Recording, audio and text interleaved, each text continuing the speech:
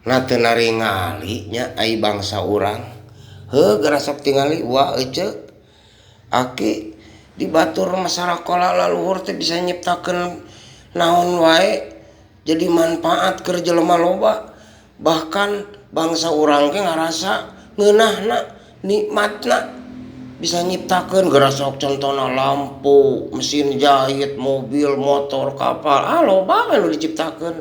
Manfaat teh keur urang. Ai di urang gelar ngaberenel profesor, doktor, insinyur, sarjana geus nyiptakeun naon? Heula ieu mah fakta tinggal dina TV nu diberitakeun.